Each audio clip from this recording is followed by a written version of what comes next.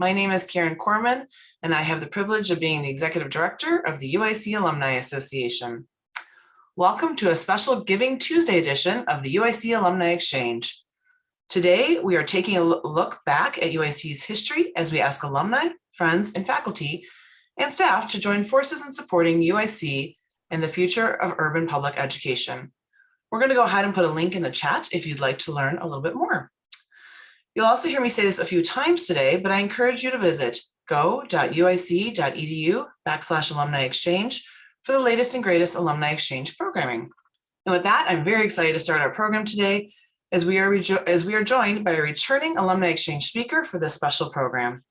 I'm happy to have former UIC historian and two-time alumnus Jason Walk with us today. Some of you may recall that Jason presented as part of the UIC Alumni Exchange series in the past, when he discussed the history of UIC from Navy Pier to present. Today, he will share some of his favorite unique stories about UIC and our vast history as he presents untold stories of UIC. I'm certainly looking forward to this presentation and learning some new fun facts that I may not be aware of. Thank you so much, Jason, for being here with us today, and I'll turn it over to you to begin the program. Well, it's always good to be back aboard. We'll be for the most part, covering things from 65 to the present. But as you can see, the origins of the campus, you get lots of options. So we'll spend a little time at Navy Pier, a little time back at College of Physicians and Surgeons. For the most part, though, here, we had Harrison and Halstead as well as the Medical Center. So if you take this map, Navy Pier is not on it, but as you can see, the main components, obviously the Medical District, UIC Health Sciences Campus, East Campus, and then we'll have some stuff from South Campus. So let's start with Hull House. The near west side of Chicago is sort of the Ellis Island of the Midwest.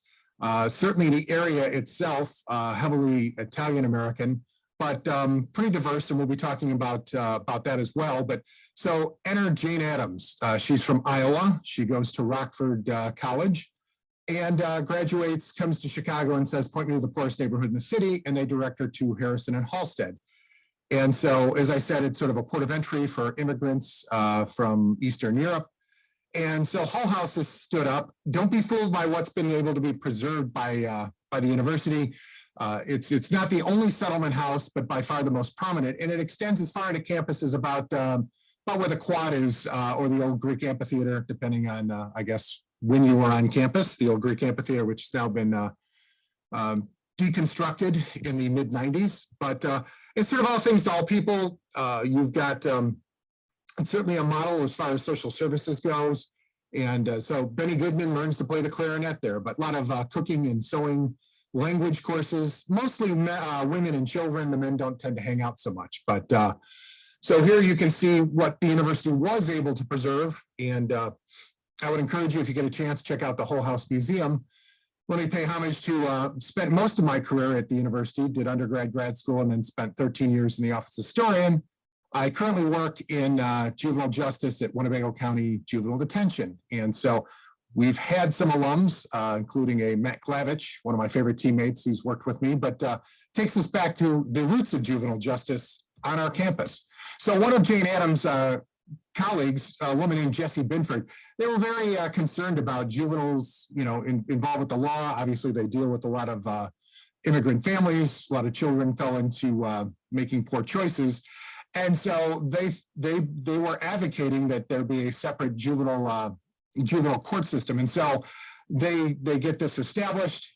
And the first juvenile courts in the United States, possibly the world, actually are right across from Hull House, where I used to park my car, the parking structure there right next to the recreation center, the student rec center right there at Polk and Halstead. So now this continues this legacy of juvenile justice and research as far as juveniles go in our College of Medicine, because what's established, the Hull House women established this Juveniles Psychopathic Institute, which later becomes the Institute for Juvenile Research, and it's passed on to our College of Medicine in 1990, where it still presides today.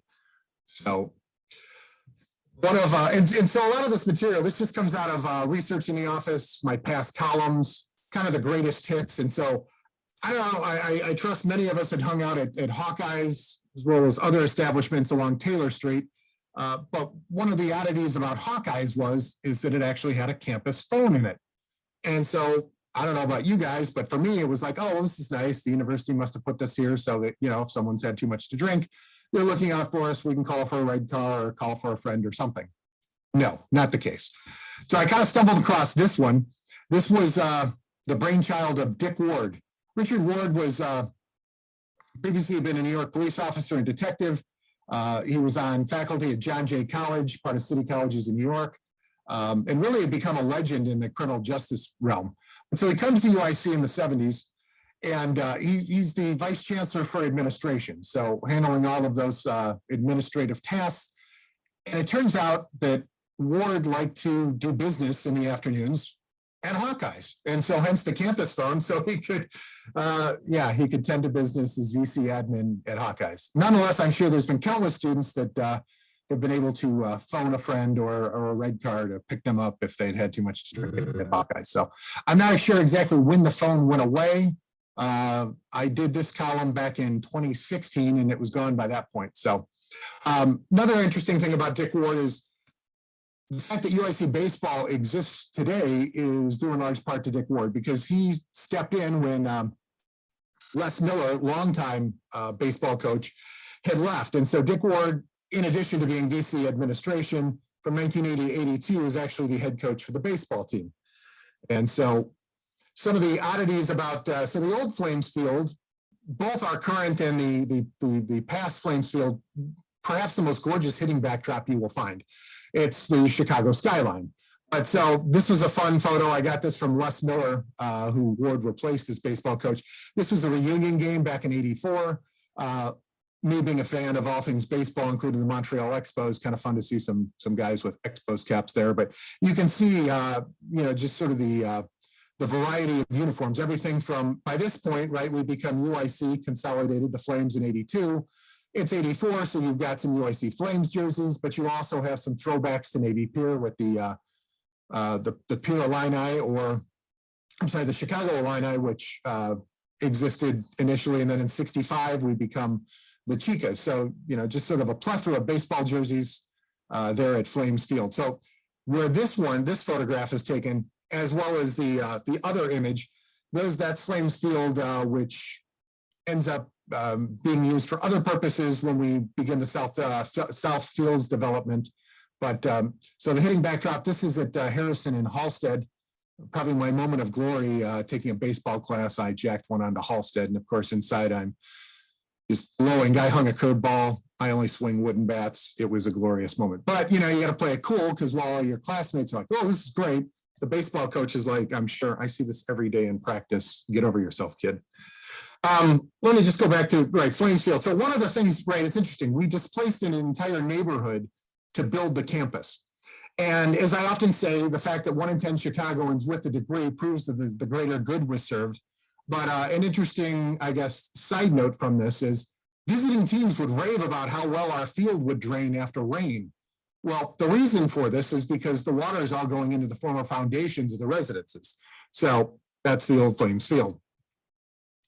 It's probably a good thing we kept baseball around. It leads to success of many of our athletes, but in particular, probably the gold standard, Curtis Granderson, at least as far as success in the majors. He's the first UIC athlete to play in a major sports professional championship with the Detroit Tigers in 2006. He plays for multiple teams, and his career goes from 2006 to 2015.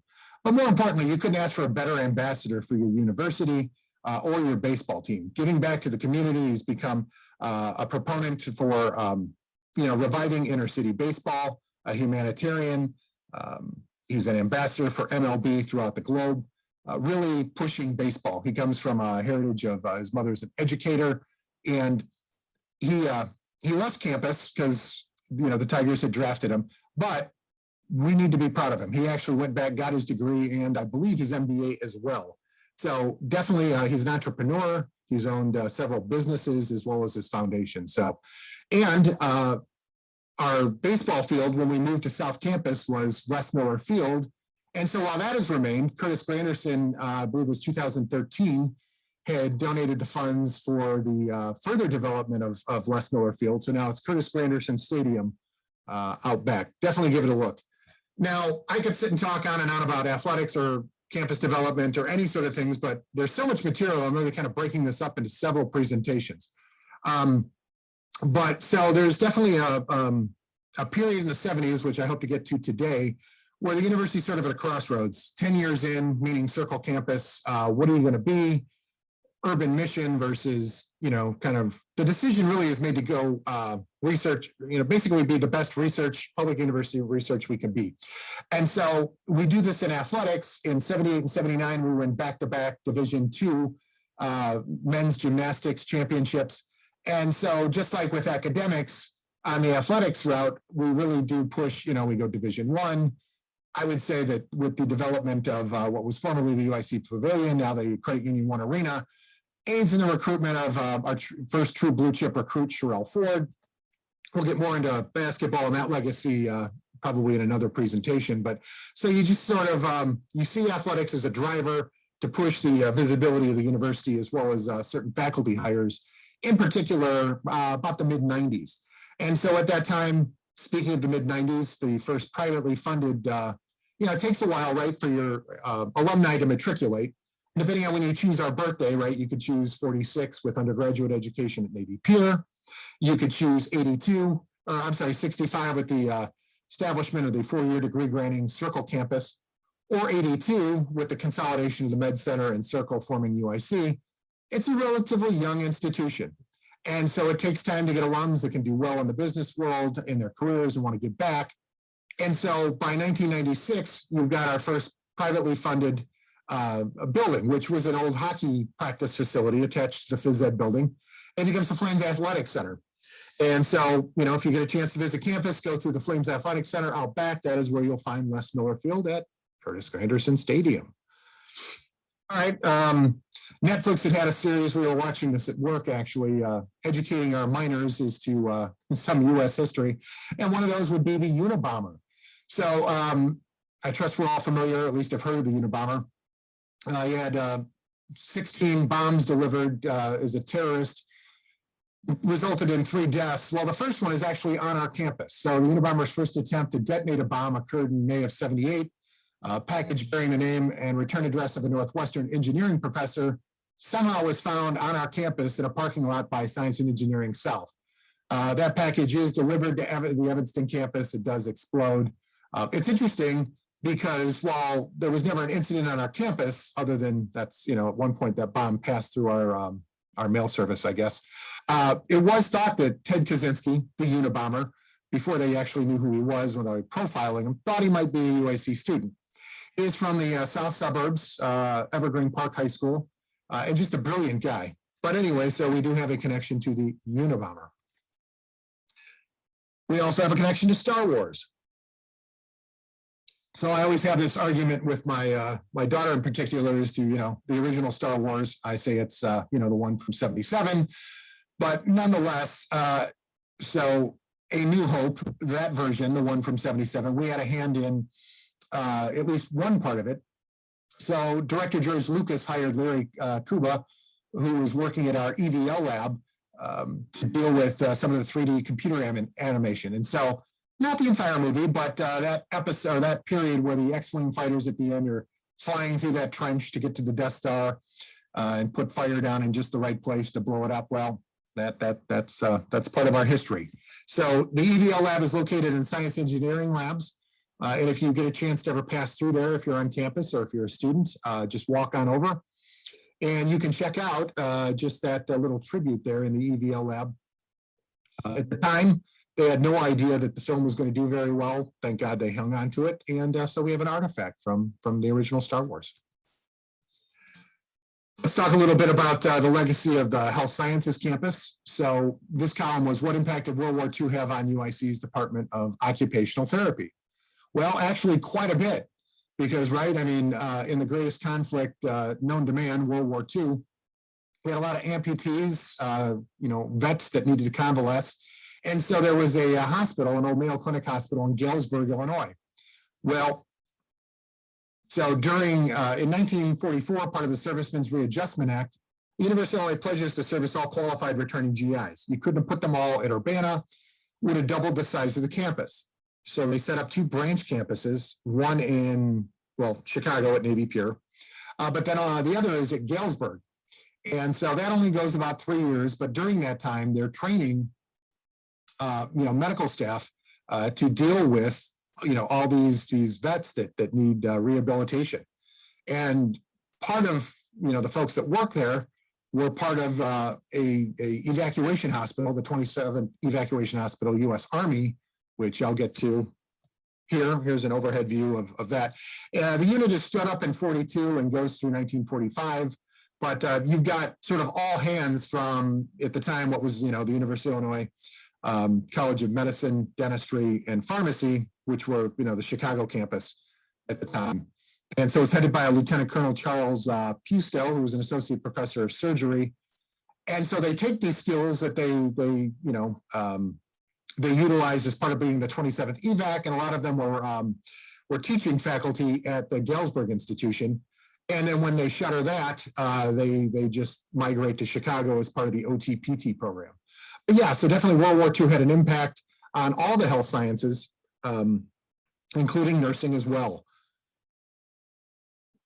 Radio, UIC actually had a radio station. So I didn't realize this at the time. Love house music, love dance music, obviously big Chicago thing. And one of the stations we would listen to this was WCRX, which was Columbia College. Well, I had no idea that, in 1982, we ended up selling the frequency to Columbia. But prior to that, from 75 to 82, UIC did in fact have a radio station run by the Department of Communications.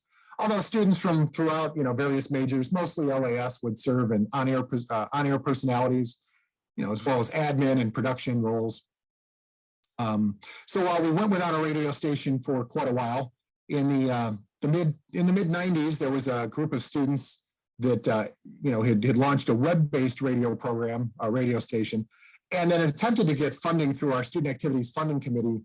But the problem with that was it was nixed by that as well as student center boards because there wasn't enough campus oversight. And so this leads to, in the early 2000s, a former colleague, someone I worked for in grad school, Jill Rothamer in campus programs, she developed the UIC radio station, which exists today. So I would encourage you guys to take a listen to UIC radio. Now, as I was saying, huge fan of house music and dance parties and my student orgs. I joke that I majored in student organizations as undergrad. We loved to go dancing. And so my freshman year, that was fun, but then it all came to a close really after the first semester. There were some incidents, shots fired, some events on West Campus. And so pretty much the student affairs, the campus, they kind of cracked down on that. So throughout the 1990s, you pretty much couldn't do that. Prior to that, though, you'd have everything from, just various student organizations to Greek organizations hosting campus dance parties. And it was a great way to show off the campus. And so, for example, Kalahi Filipino Club, here's an event they had in the Illinois Room. This is from 1990. And then undergraduate student government hosted their Battle of the DJs. This is November of 91. So this is like the tail end. This is one of the last events on campus. Before that, basically ban on campus dance parties. So after lobbying by student organizations, you begin to see them kind of loosening things up towards the end of the 90s, early 2000s. The problem, though, is that the cost for security is so great that it's pretty much prohibitive for most student orgs to be able to host those, though. But on occasion, campus programs partners with them, and those are held in the inner circle, at least last time I checked. Talking about, again, connections to Chicago, house music, and the blues. Blues is also a genre which you can directly tie to Chicago. And so one of the higher profile blues events in the country was our Blues Cabaret. And so it was a 25-year tradition. It ended, the last one was February of 2015. One of its champions was the Director of Campus Programs, Booker Suggs. But it was definitely one of the highlights of the annual Black History Month in February, that series. And so, yeah, I mean, it was just fun when I was researching this just to go through, different trade journals and, just online reviews. And yeah, this was an event people would come to throughout the nation and really actually throughout the world if they were interested in blues music. So it was definitely a way to highlight our campus. Again, the blues, going back to Maxwell Street, we have redeveloped this as our South Campus, but hotbed of blues music, as well as, the place you could buy back your hubcaps on Sunday that were stolen on Tuesday. We still have the association with the Maxwell Street Polish, again, Eastern European, port of entry. They bring their sausages from the old country and set up shop. And so, as an undergrad, we used to venture south of Roosevelt Road and pick those up. They've now been relocated from Halsted and Maxwell to Union, right off by the Dan Ryan on-ramp there. And so just interesting, this connection to athletics. So our pom-pom girls, the Dancing Flames, and you see this trend where kind of pom-pom girls go away and it becomes university dance teams. But our Dancing Flames become national champions in 1996. And there's definitely strong linkage to the availability of, good dance music. So, and available producers and DJs that could provide them this. And so this definitely helped push the Dancing Flames to national prominence. And they've continued to do quite well. Now I'd like to pay homage to my former boss, Dr. Robert B. Remini. Remini came to UIC as part of the opening of Circle Campus. He was recruited by what at the time was would be the provost. He was called the Dean of Faculties. And he was selling faculty to come to UIC to turn it into the UCLA, high-powered research institution, within 20 years.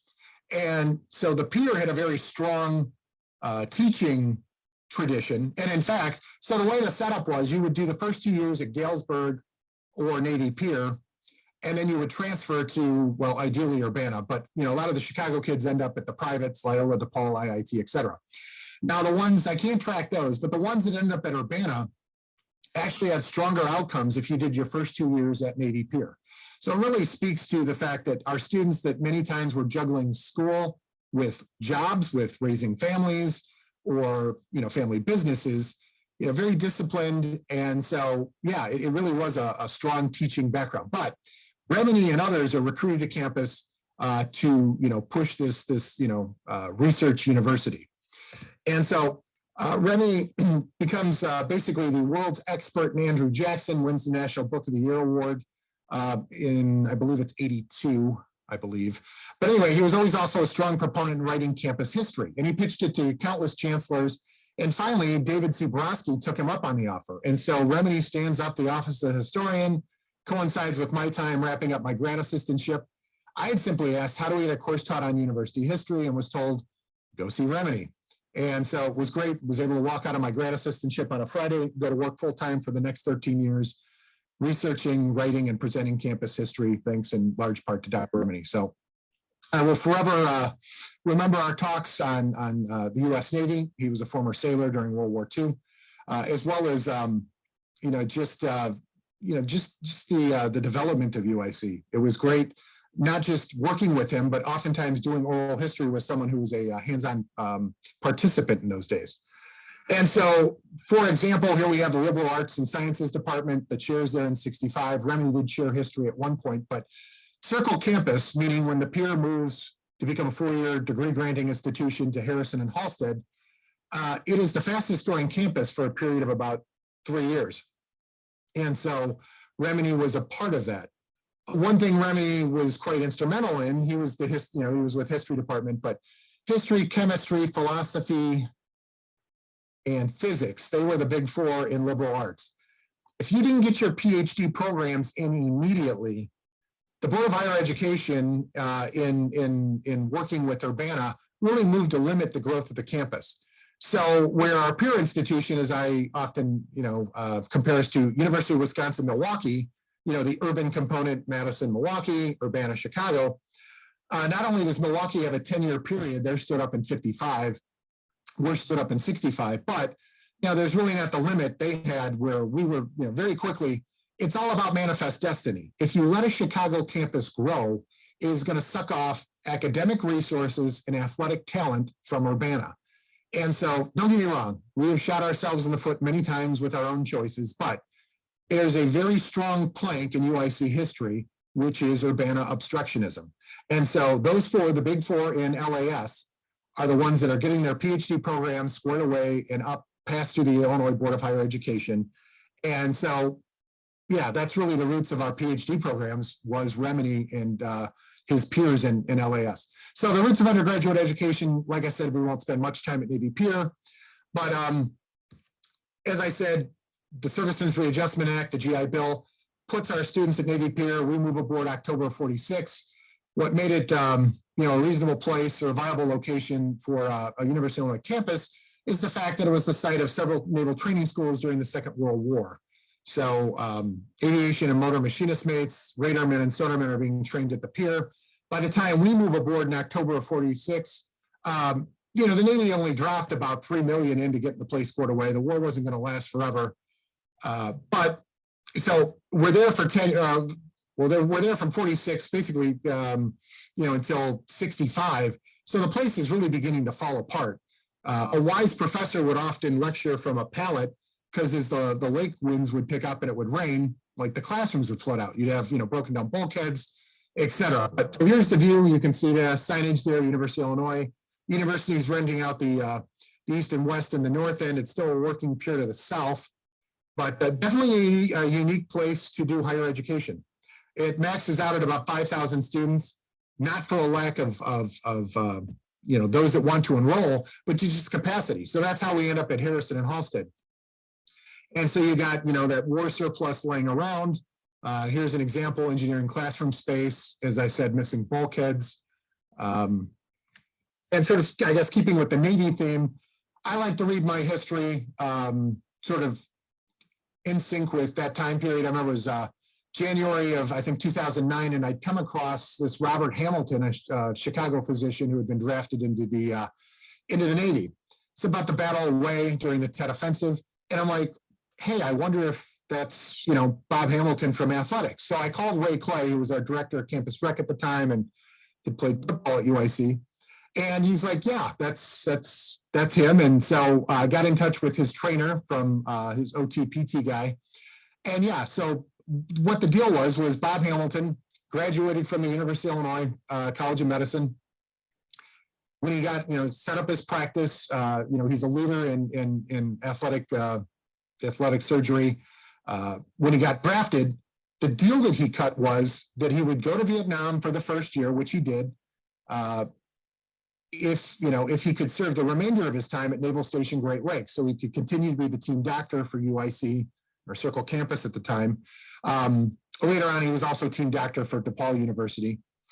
But yeah, it was interesting talking to, like, if you've seen the movie Full Metal Jacket, that chronicles urban warfare, very rare, but an aspect of the Vietnam War.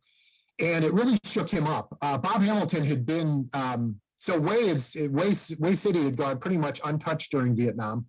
It was the ancient capital. And prior to the Tet Offensive, sort of both sides just let it be. And Dr. Hamilton had been there like 2 weeks before, took pictures of this stunning city. And then he returns, and of course it's worn torn. And, the folks in athletics that I talked to just said, he was just never the same. So it definitely speaks to, what war can do to folks, and just the need for, just mental health and PTSD. And it's so good that we've kind of moved along with that. Along the same thing, we did a lot of oral history with folks. And so my father, who's a UIC grad, he had Oscar Miller. He was an econ professor, first at Wright College, which is, so originally a Wright Junior College, part of the city colleges, and then, migrated over to UIC. He also served as dean of students from 65 to 83. But so we're interviewing Dean Miller in our conference room, and he's talking about his time in the Navy and that he helped lead U.S. troops across the Rhine River into Germany. And he just sort of drops that, yeah, I was written up in Samuel A. Morrison's 15-volume, History of U.S. Naval Operations. Well, me being me, I've got a copy of that on my desk, in the next room. So I go pull it, and sure enough, he opens it up, and there it is. He received the Bronze Star for his actions. And yeah, I mean, it definitely, for someone that that served with valor in a wartime situation. You know, he presides over probably the most tumultuous period of time in U.S. higher education history during that time in the 60s, 70s. So I'm sure that that served him well. I kind of chuckled that, you know, he would always ask his students to memorize the definition of economics.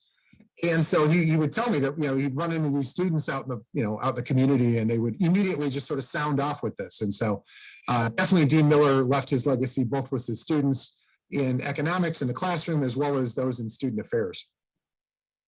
Let's move back to West Campus and talk about nursing. So our College of Medicine has its origins in these private institution, the College of Physicians and Surgeons, which eventually gets incorporated, or I'm sorry, affiliated and fully incorporated in the college into the University of Illinois as our College of Medicine. And so they start sort of within the College of Medicine, the College Hospital, which then they start doing nursing education and after treatment, which spawns into the School of Nursing in 51. In 59, it becomes the full-blown College of Nursing. And they begin offering graduate degrees in 62.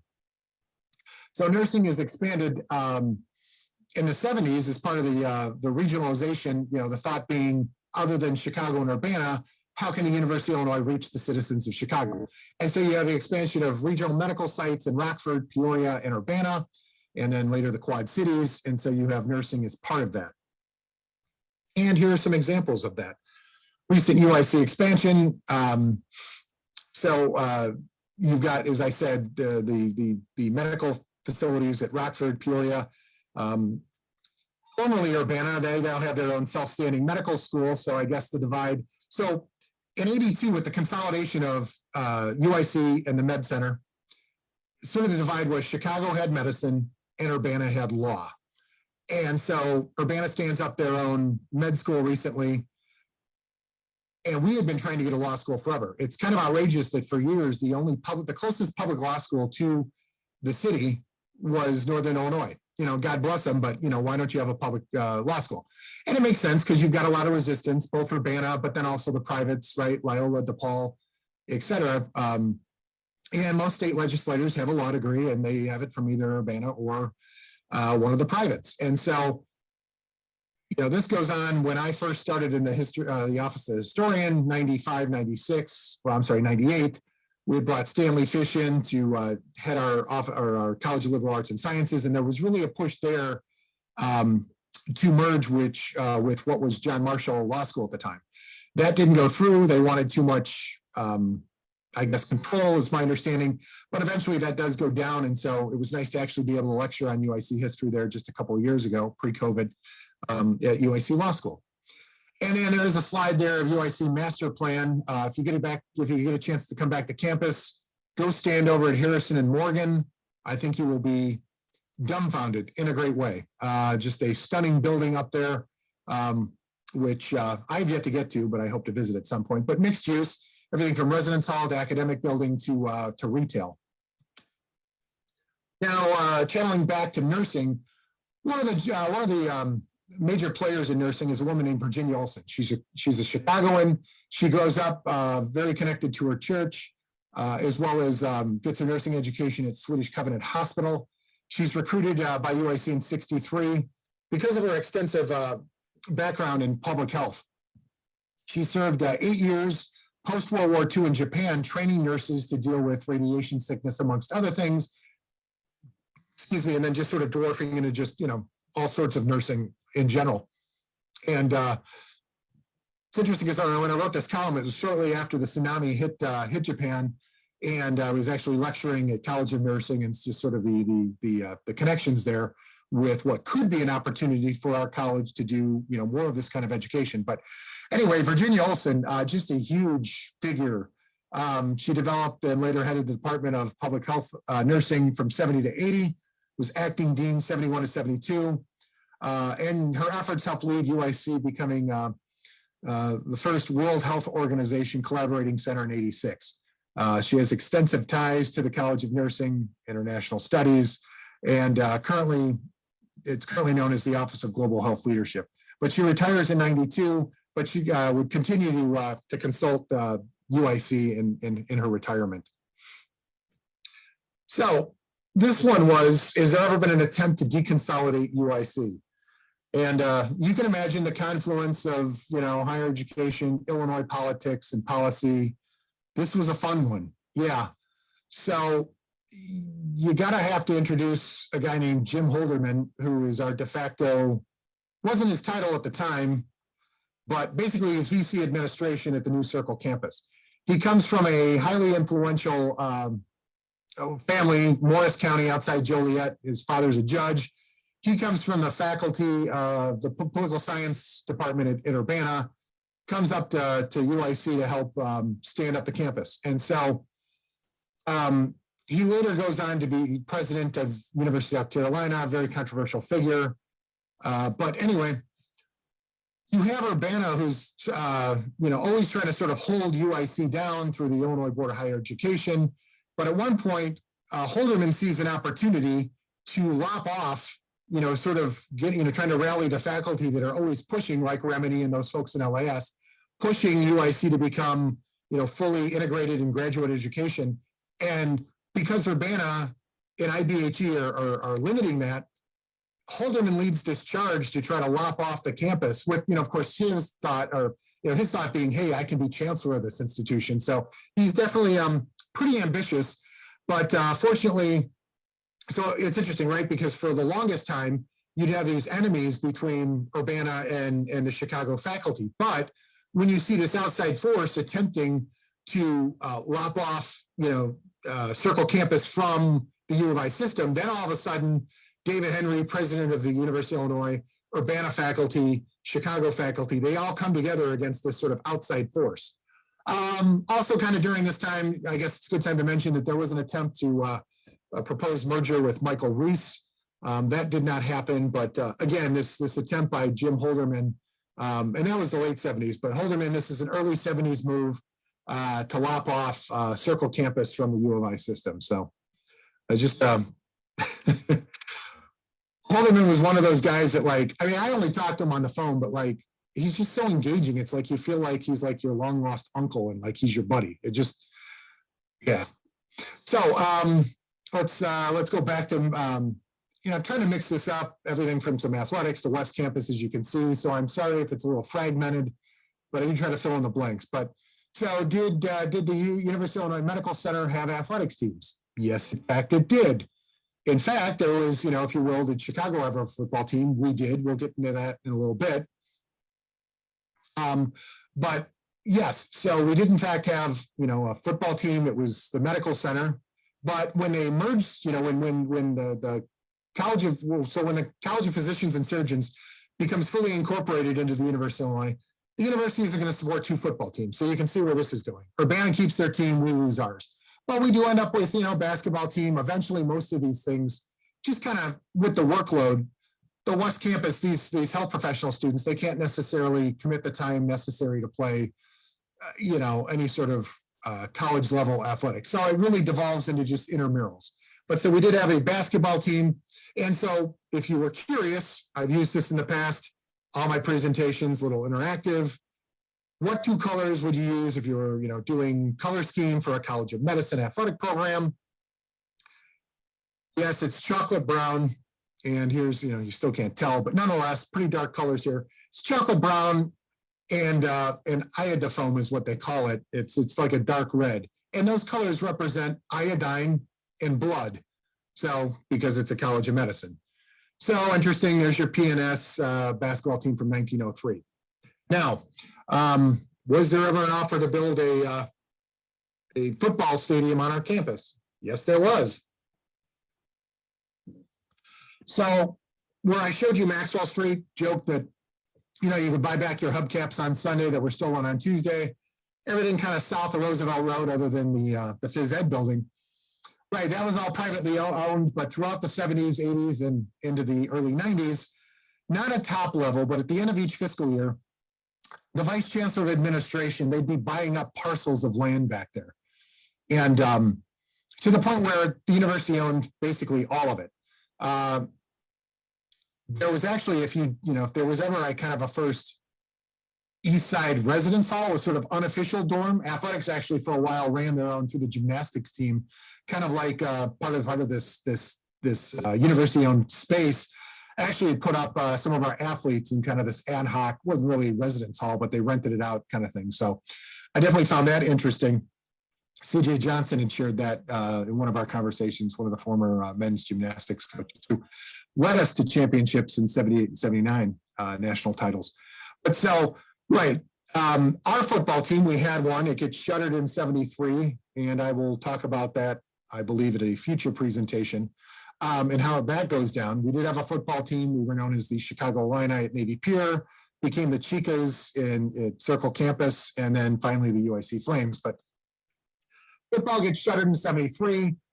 We own all this land. The city of Chicago actually offered to the U of I, hey, we'd like to build, would you guys like to host a new stadium for the Bears?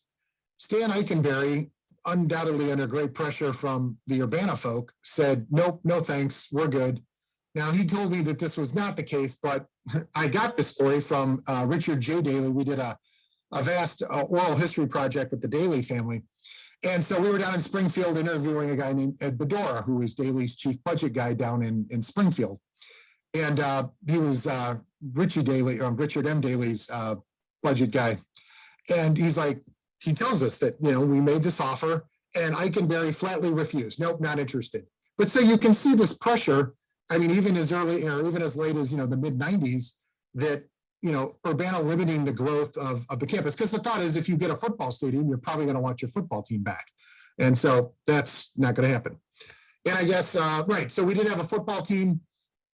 I will make sure that I get into the end of circle football in my next talk, because I know I'm running out of time. But yeah, so the Chicas, we were named after a highly advanced Native American tribe. Trek with me a little bit though, if you're at Grand Valley State, say 1965, 66, that's one of our rivals on a Friday, talking about the big game against the Circle Chicas tomorrow. You speak a little Spanish, probably not gonna strike a lot of fear into you that you're playing a bunch of girls in the morning, but nonetheless, we wisely shelve our Chica name and our Native American in the late 70s, and we just become known as Circle. That's just our athletic program. Circle what? I don't know. Till we become the Flames. But one of probably our most outstanding football player, one of them was Hal Nomoto, Japanese American, who was the last head coach of Circle Campus. So let's talk a little bit about diversity, certainly a stalwart of UIC excellence. And Jason, I'm going to pop in and just kind of give you a 5-minute warning. And if there's any questions, remind folks to put them in the chat. Yes, thank you. So I will run through, we'll wrap up with sort of the diversity section.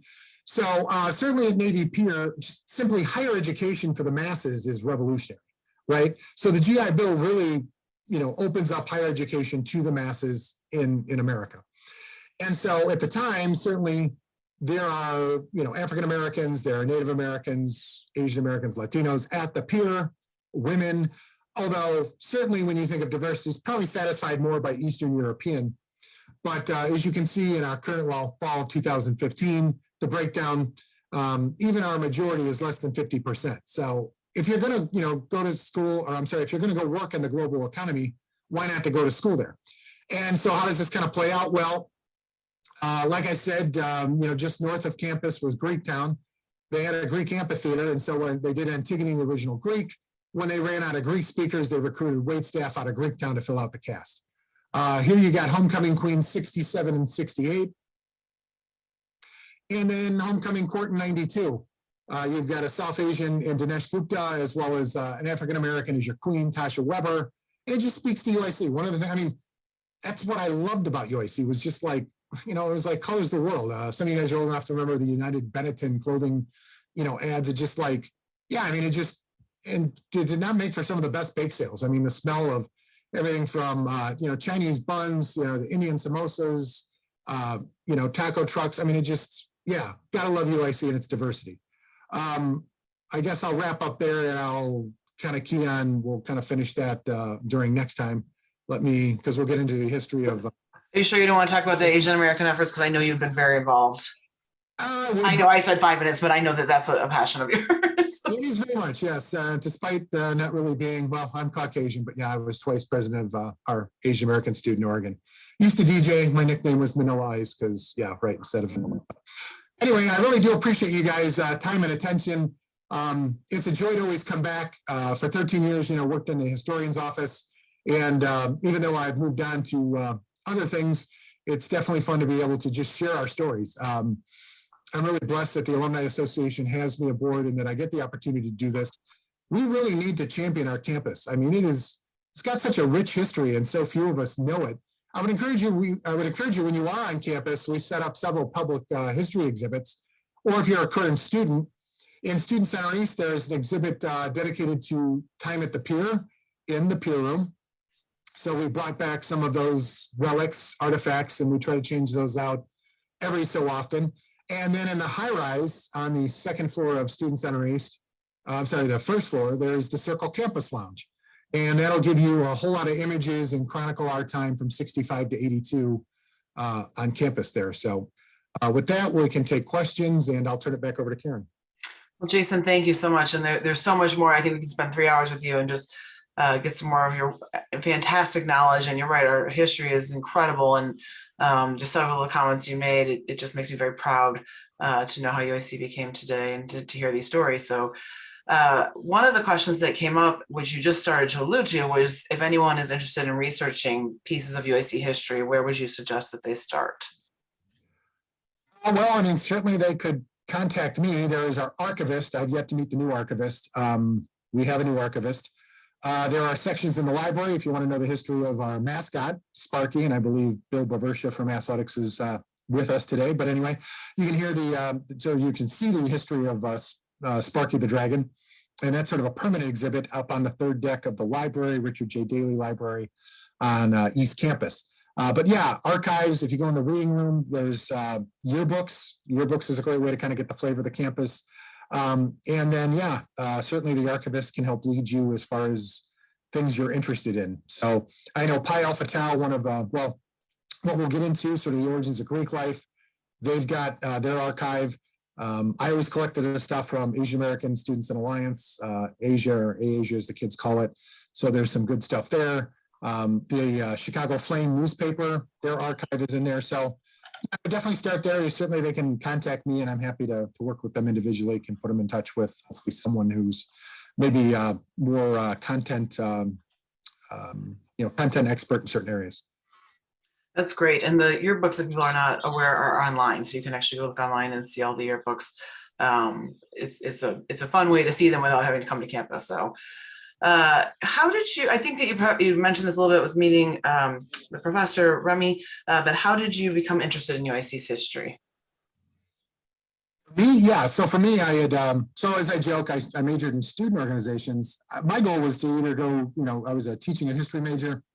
I was going to teach in either the Philippines or Chicago Public Schools, and quickly decided after my first 2 ed classes, no. But from, no one goes to school realizing that, if you say you work at a university, you either are a professor, or I guess you clean the university. And so no one knows of student affairs pretty much till you get there. So I went to grad school, self-designed program in our College of Education for student affairs. When it came time for our history of higher education class, I wanted to do something on UIC. So I went to the archives and started researching. One of the oddities is we have 3 student governments. Well, when you consolidate, you would think you would go, Circle and Med Center, you would end up with 1, but instead, out of 2, we get 3. And so that was, just kind of interested me. That was my topic. And so from taking that class and just being a huge fan of UIC, my father had gone here, my daughter's now an alum. So the UIC triplet, but I'm like, our students need to know our rich history. So like I said, I called Vice Chancellor Student Affairs, like, how do we get a course taught? And they're like, well, Dr. Remedy's starting this office, standing it up. And yeah, so that first several years, summer of 98, it was doing oral history with as many people from the pier, because obviously they were older in age, you want to capture their stories. And yeah, so. This is not a question that came in, this is my own question. Is there a part of UIC's history that you feel like we haven't captured, or we could spend a lot more time researching and really putting in the archives? Really, just about all of it. I mean, honestly, there is no, since the office was shuttered due to state budget, I remember we had the 30th anniversary in 2012, and that was like, I was a platform speaker. I was dancing in the street. I mean, it was like, one of the apexes of my life, right? Because I got to meet all these people that I was researching in grad school, with the, call it my little brown book. It was the report on, basically this fact-finding several-year process, whether or not to consolidate, the pros and cons to consolidate Med Center with Circle Campus. And it was so exciting being in the room with all these folks. And I remember telling the chancellor at the time, this would be I hope someone is interviewing, doing oral history or, something, recording this stuff. And unfortunately, no one really is doing that at this time and hasn't since the office shuttered I was done in May of 2011. And the archivist really, it's just not being done. But I would say almost every aspect. And my greatest joy came from when a chancellor or a dean or someone wanted to develop a new policy, and they could take our research and use that to inform their policy. And I think just in many ways, if we were more aware of our history, we could probably move forward in a more productive and expeditious fashion. So I guess that's just me. No, that's great. Thank you. And as we continue to evolve and just, with the addition of the law school coming online, 2 years ago, there's just there's so much developing. So it's a really good point that you have. Last question, which is sort of a large question. The question is, how does UAC's past connect with the university today? I may add on there, do you feel like it connects well to the university today? Well, yeah, before I answer that, let me just say, we tell this to student orgs all the time. And now, whether it's be your brown bag at work or alums out there, if I'm more than happy to, I live in Rockford, but I'm in the burbs and city often enough, but, I'm happy to come to your organization, or if it's a student org out there, happy to preach the good news of our campus. How does it affect it? Well, I would say, one of the things you deal with is how do you make the campus more attractive? And we'll get into the construction of residence halls. And I guess one of the things, when the campus is developed, you're dealing with things like white flight. Most people grow up in an urban, or if it's a suburban, it's much more of a blue collar. I'm from Franklin Park, so by O'Hare, not your sort of sprawling suburban experience. So a place like Urbana is appealing, go sit in a cornfield for the next, 4 years or whatever. But I think as our students, more and more growing up in a rural or a very rural suburban environment, the appeal of the city is great. And that's what got me. And I think that, if we could play up, our location, as well as all the things we were pushing for back then, well, now students clearly want, and there's more of a need for this. So, I guess, I don't know if that fully answers that question, but just as we move forward, we need to accentuate our positives. Like, for instance, entrepreneurship. We've seen it, especially post-COVID, right? No one wants to, people are reimagining what it is to have a career. I was just messaging with one of the sorority girls. I used to do their sorority often, and she's very entrepreneurial, owned her own wedding planning business, and just with people reimagining life post-COVID, we should be, trumpeting and highlighting what we do in the College of Business through our entrepreneurial studies. Instead of duplicating what other universities necessarily are doing, go where our strong suit is. And if we know a little bit about that history, I think we can make better informed choices, both policy as well as, you have limited resources, right? As far as academic resources. So, highlight that. I think also just advertising. Used to drive me nuts that, you could sit at the number 8 Halstead stop outside, bus stop, along Halstead outside Student Center East. And you'd see all these buses with Loyola and DePaula placards and whatever, and God bless them. But, I think finally we're getting word out. You drive the Stevenson, Hugh Cook, a buddy of mine from Alumni Association, always gives me updates, our signage and et cetera. We are Chicago's university. We're the largest institution. College becomes increasingly unaffordable, but UIC is still a bargain. And, Daly's commitment to have it in a central location that students, can get that University of Illinois education in the city. Again, just all these things we need to trumpet. The fact that, yes, we displaced X amount of residents is true, But the fact that 1 in 10 Chicagoans, and I'm not sure if that stat is still there, but certainly 5-10 years ago it was, has it from UIC, speaks to the greater good was served. Yeah, Jason, I love your passions and we're so grateful that you did this program. I've seen in the chat people saying, let's do it again. So hopefully you will take us up on that offer and do it again in the future, because there's so many more stories and so many more aspects. And I am with you. I often think that UIC is Chicago's biggest secret. We're getting better, but there's so much incredible stuff going on. So thank you. Thank you. Absolutely. And, be happy to be back whenever you extend the invite. But yeah, there's obviously, tons more slides that we can get through. So, but thank you, everyone. I really appreciate your time and attention. And thank you, Jason. Let me just close us out real quick today. As you can see up on your screen, and as you mentioned earlier, today is Giving Tuesday, which is a giving day across, I think, the country. So there are a number of ways that you can participate, from making a gift to UIC to an area that is most meaningful to you, or to posting it on social media. Please follow the link. We'll put it again in the chat to find out more. And we thank you for your support. And of course, for joining us today. And then second, Alumni Exchange will be taking a short break during this holiday season. We know how busy it is for everybody. But please know that we have an exciting lineup in store for you for 2022. In the month of January alone, we have 3 programs to kick off the new year together. Starting on January 11th, we'll be talking about climate change. Then on January 19th, we'll have a faculty expert talking about the top tips for successful project management. At the end of the month, on January 25th, we will discuss how to find and keep an exercise routine that will work for you, which will be good timing as people are getting through those New Year's resolutions, and maybe getting a little tired of the resolution, and so trying to keep that exercise going. You can find descriptions and how to register for these programs at go.uic.edu/alumni exchange.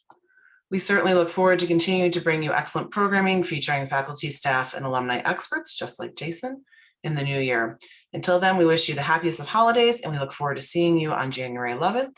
As a reminder, to find a recording of this program and information about upcoming programs, again, please visit go.uic.edu/alumni exchange.